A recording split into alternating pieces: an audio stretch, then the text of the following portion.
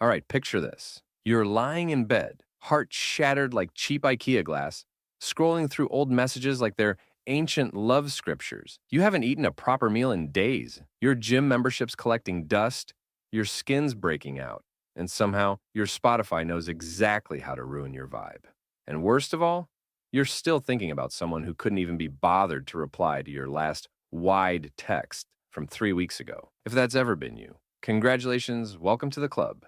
You hit rock bottom, but here's the twist. Rock bottom is the best place to build a foundation.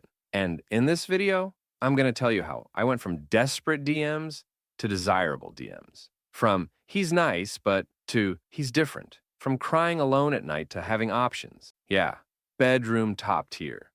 So if you're trying to get back in the game, glow up and stop being the background character in your own damn story, hit that like button like it owes you closure, and let's jump in.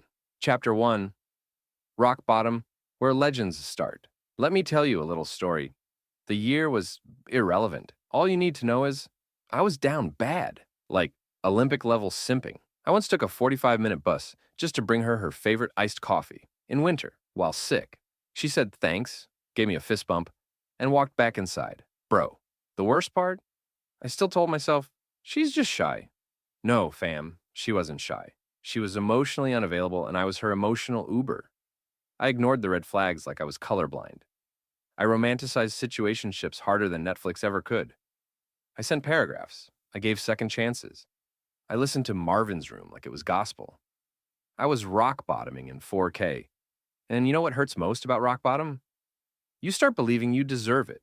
You tell yourself, this is just how it is. Some people get love, others get left undelivered.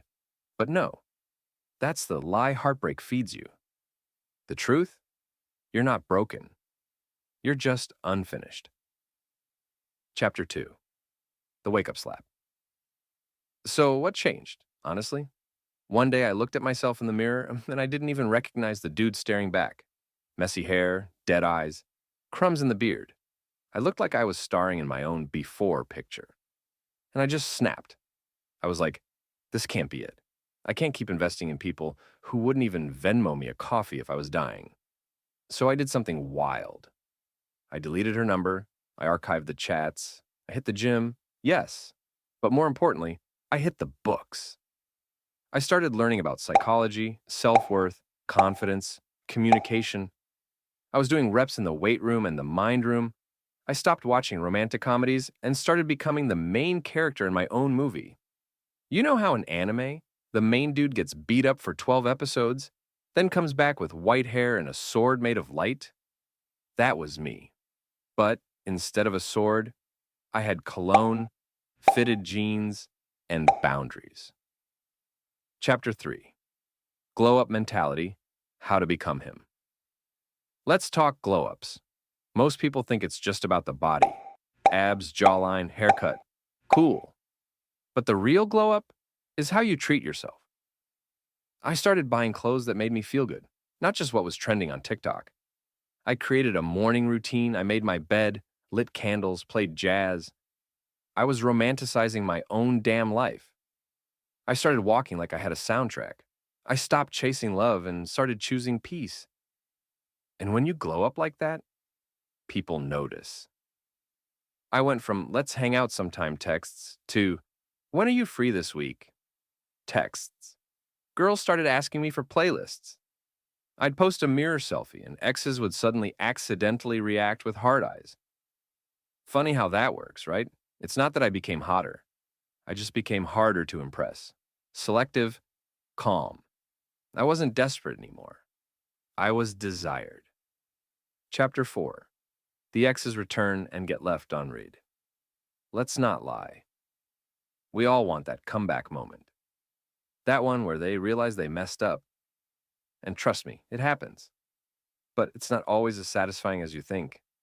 I remember one girl who ghosted me hard, left me in digital purgatory for weeks. 2 years later, she slid in my DMs like, oh, hey, stranger, I was just thinking about you. I saw it. I smiled. And I kept scrolling. Not out of pettiness, out of peace. See, once you really level up, you realize some people are meant to be a lesson, not a legacy. They taught you how to treat yourself better by treating you worse. So no, I don't get revenge. I get results. And I leave the door unlocked, not open, for the ones who genuinely grew too. Chapter 5. Bedroom Top Tier, The Full Experience. Now let's talk about the throne, the bedroom. Bedroom top tier ain't just about who you're sleeping with. It's the energy you keep in your most personal space. For me, my room became my temple. Clean sheets that smell like eucalyptus, lamps with soft lighting, a speaker that plays lo-fi at night, a stack of books on the nightstand, no dirty laundry in sight. Why? Because when someone walks into your room, they feel your standards. And when you walk into it, you feel safe, proud, at peace. That's the real top tier. Not how many people you can pull, but how confidently you can invite them into your space and know it represents you. Now I don't just sleep in my room, I live in it. I read, journal, manifest, vibe, heal. And when someone special is there with me, they say, wow, this feels different. Exactly. That's because I am. Chapter 6. The Game Plan, How You Level Up. Starting today. Okay. Let's say you're still in the trenches, still watching sad edits on Instagram, still holding on to hope that they'll realize your worth. Let me give you the blueprint. Real talk, step by step. Cut contact. No lurking. No checking their story. No, maybe they'll text. If they wanted to, they would. Period. Build discipline. Wake up earlier. Hit the gym. Make a to-do list and actually do it. Self-respect comes from self-follow through. Upgrade your space. Clean your room. Light a candle. Get some LED lights if that's your vibe. Your room reflects your mind. Dress better. Not to flex. To feel like you're someone who values themselves. Talk less. Move more. Don't say you're changing. Show it. Let them see it when you pop up glowing with no explanation. Heal for real. Not with rebounds, with reflection. Get to a place where you could see your ex at a party and just nod like, hope you're good. That's peace. That's grown.